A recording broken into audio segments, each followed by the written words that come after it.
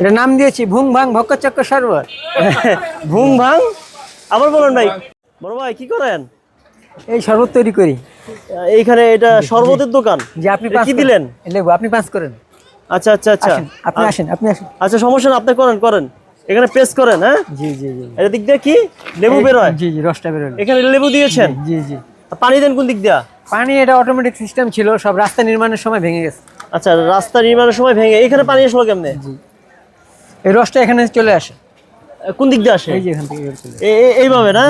আচ্ছা আচ্ছা, মানে এদিক দিয়ে দেন লেবু, এদিক দিয়ে ঢুকে এদিক দিয়ে। জি জি জি, এটা অলরেডি সম্পূর্ণ একটা মেশিনারিজ তৈরি করার ইচ্ছা আছে। আচ্ছা মেশিনের আচ্ছা, সাহায্যে এটা হয়ে যাবে। এটা প্রেস করেন, যে আবার একটু করেন না, দেখি না। এই যে পানি, হ্যাঁ পা, হ্যাঁ। জি, জি, আর লেবু কোথায়? এখানে না? জি টেকনোলজি। আচ্ছা, এই যে এটা লেবু, হ্যাঁ। জি জি জি। আচ্ছা আচ্ছা আচ্ছা।